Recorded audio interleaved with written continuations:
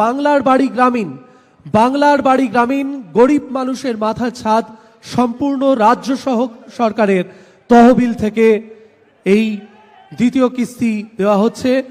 বাংলার বাড়ি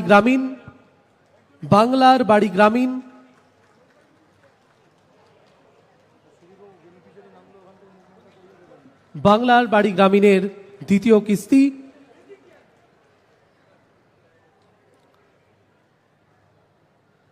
আমরা গৌরবান্বিত, বাংলার বাড়ি গ্রামীণ গরিব মানুষের মাথার ছাদ সম্পূর্ণ রাজ্য সরকারের তহবিল থেকে 60,000 1,20,000 টাকার বাংলা বাড়ি গ্রামীণ। বাংলাকে গালাগালি দিয়ে যান, টাকাটা বের করে নেবেন। এই যে আজকে কতগুলো উদ্বোধন হলো, আজকে ধরুন প্রায় 12 লক্ষ মানুষকে আমরা বাংলার বাড়ি প্রকল্পে আগে 50% দিয়েছিলাম, বলেছিলাম মে মাসের মধ্যে আরো 50% দেবো। আজকে কিন্তু কমপ্লিট করে দেওয়া হলো। আমরা কথা দিলে কথা রাখি। এবং আরো 16 লক্ষ যারা লিস্টে আছেন তারা আগামী ডিসেম্বর মাসে প্রথম ফেজ পাবেন এবং মে মাসে সেকেন্ড ফেজ পাবেন। তাহলে কত হলো? 12 লক্ষ আর 16 লক্ষ 28 লক্ষ হলো। আগে 47 লক্ষ করেছি।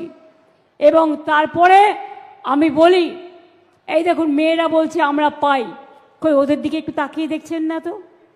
ওরাই তো আমাদের ভবিষ্যৎ। মনে রাখবেন, এরপরেও যদি কেউ বাকি থাকে, কেন্দ্রীয় সরকারের স্কিম বন্ধ করে দিলেও আমরা রাজ্যের পক্ষ থেকে কেউ বাকি থাকলে পরে আবার ফেস ওয়াইজে করে দেব। চা সুন্দরী প্রকল্পে মাদারিহাট ব্লকে মুজনাই চা বাগানে চা শ্রমিকদের জন্য 298টা বাড়ি করে দেওয়া হয়েছে। 20 কোটি 20 লক্ষ টাকা। দয়া করে লিখে নিন। আলিপুরদুয়ার পৌরসভায় 3টি বক্স কালভার্ট সহ বক্সা ফিডার রোডের মানোন্নয়ন 9 কোটি 31 লক্ষ টাকা। বীরপাড়া স্টেট জেনারেল হাসপাতালে 50 শয্যা বিশিষ্ট অতিরিক্ত ওয়ার্ড প্রায় 9 কোটি টাকা। ফালাকাটা ব্লকের কাদম্বিনী চা বাগান এলাকায় পানীয় জল প্রকল্পে 7 কোটি 17 লক্ষ টাকা। আলিপুরদুয়ার পৌরসভায় রাস্তা মানোন্নয়নের জন্য 7 কোটি টাকা।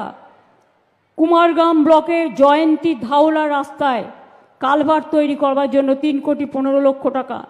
কালচিনি ব্লকে হ্যামিল্টন গ্রামীণ হাট শেড নির্মাণ 2 কোটি 66 লক্ষ টাকা। মাদারিহাট বীরপাড়া ব্লকে মনসুন নদীর ওপর জয়েন্ট সেতু নির্মাণ 2 কোটি 2 লক্ষ টাকা। এছাড়াও অঙ্গনওয়াড়ি, স্কুলের পরিকাঠামো, ওল্ড এজ হোম, সোলার চালিত পানীয় জল, সৌরশক্তি সব কিছুই করা হলো। এছাড়াও যেগুলো শিলান্যাস করা হলো, আগামী দিন সেগুলো হয়ে যাবে।